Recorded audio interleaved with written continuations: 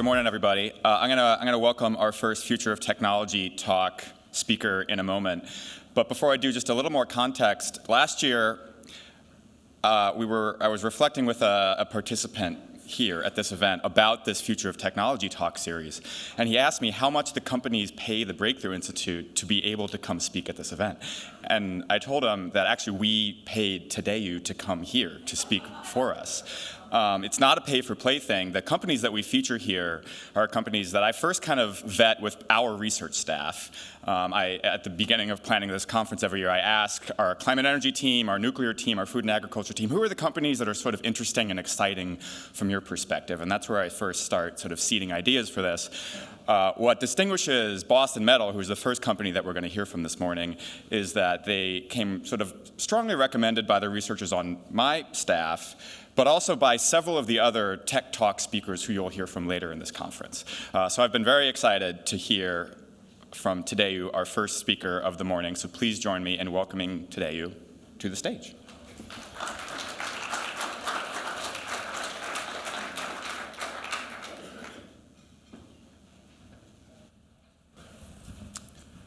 Good morning, everyone. Thank you so much, Breakthrough Institute, for inviting us to be part of this wonderful meeting. Really excited to be here with you to present what we are doing at Boston Metal. What I would like to start by saying that, I really believe in science, and what science tells us is that if dew point reaches your body temperature, you die. It doesn't matter who you vote for, It's a fact. But because global warming kills very slowly, it's not fast enough like a virus, some people think they are okay to deny this and live for tomorrow. So that's a little bit part of my history. I thought I retired in December of 2016.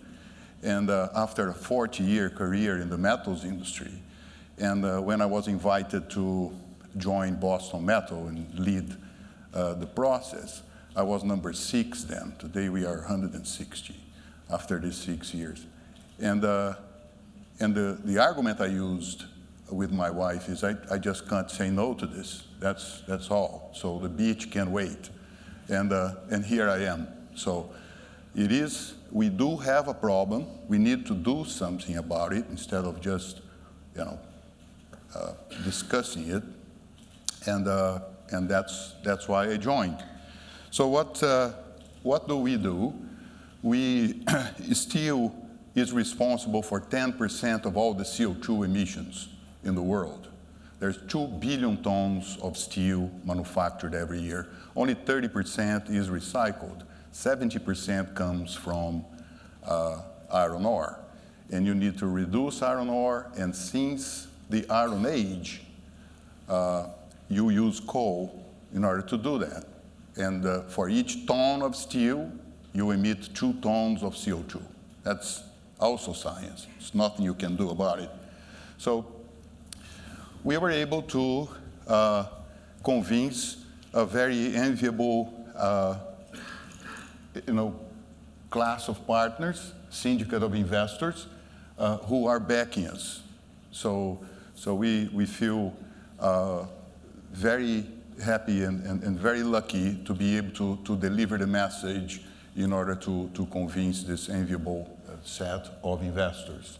So since in the last 6 years, we raised $350 million so far in order to get this thing done. Steel, at your very left here, this is how steel is done for millennia. So you get your iron ore mixed with coal in a blast furnace, get your pig iron transferred to a BOF, blow oxygen to kill the excess of carbon, and get your first molten metal.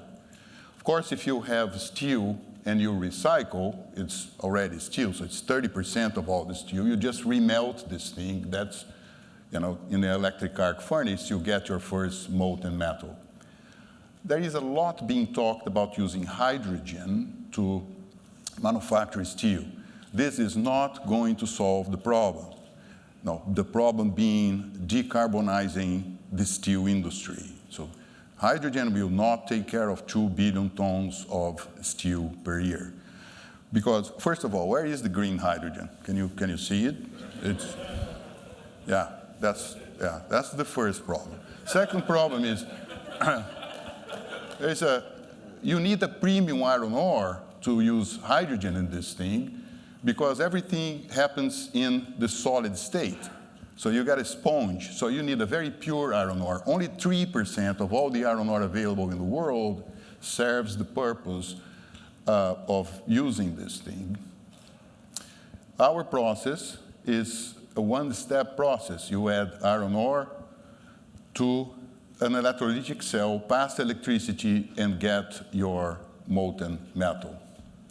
So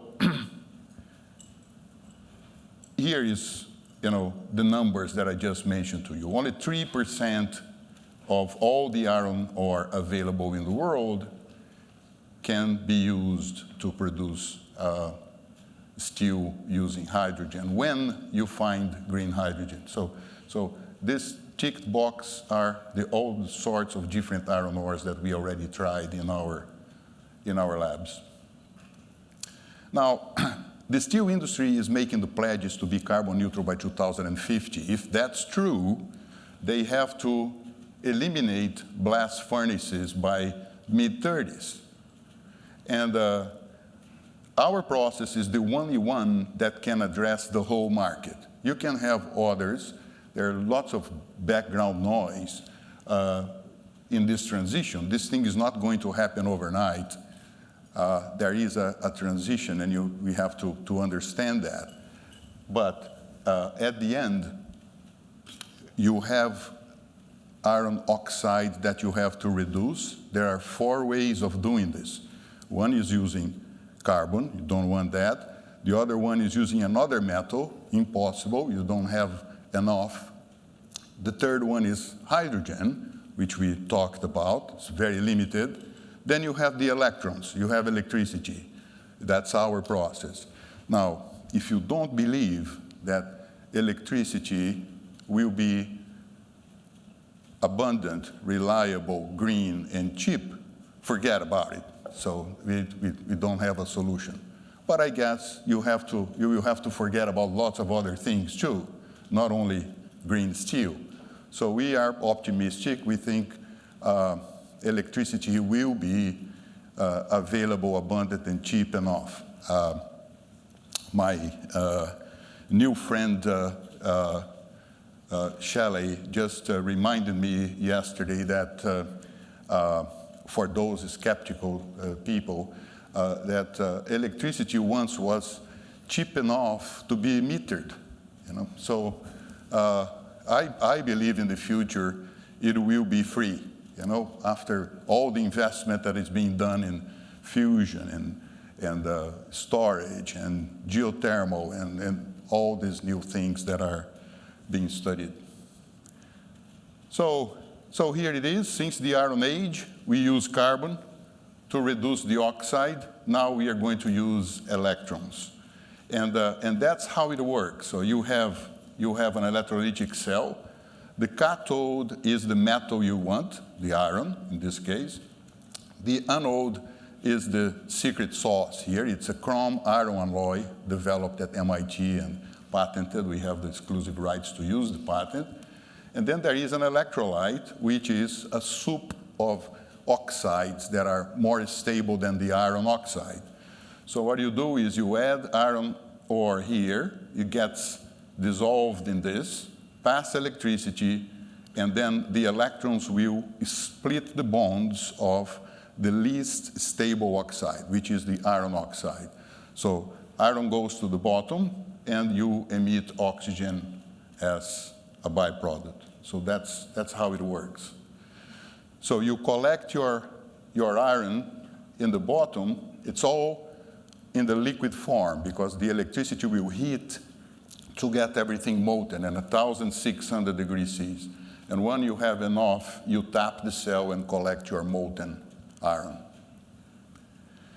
So now what you're going to see is the first green steel produced in Boston, the Boston outskirts, believe it or not. You know, if it was not for the real estate cost, you could produce steel in Boston downtown. You know, that would be not a problem at all. So here is the first tapping.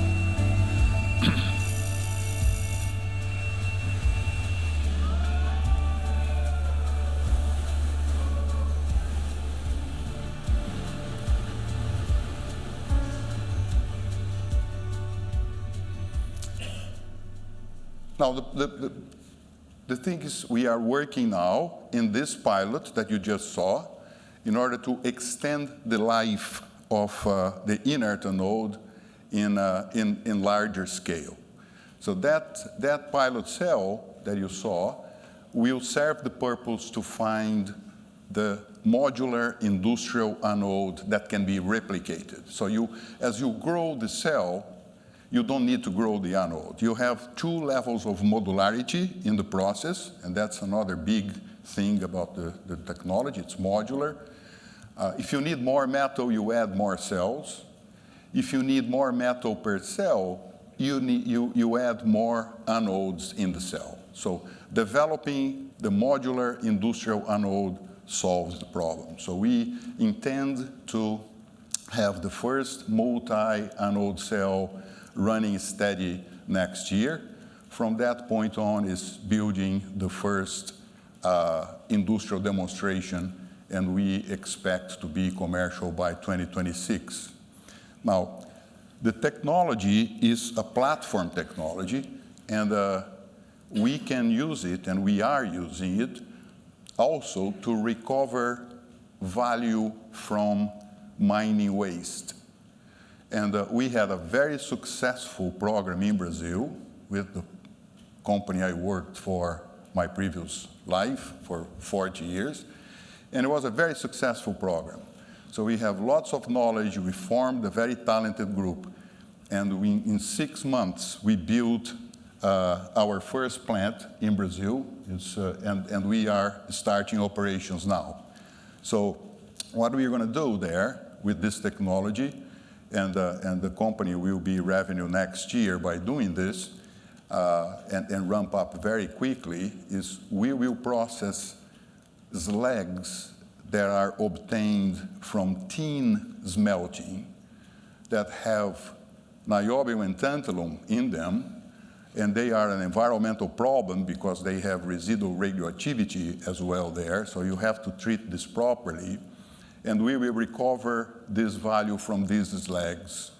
And so we take the slags from whoever have them as a liability in their balance sheets, take them for a ride, put them through our cells, get the value, and return the slags in a proper form to be disposed with a check. So it's a pretty neat model and a very profitable one. So we should, as we expand this plant, by 2026, we should be north of $300 million with $180 million in EBITDA. So we'll help fund the rest of the journey to green steel. So in a nutshell, that's the story. I thank you again for listening to it. And please come to visit us in Boston to see steel manufacturing there. So.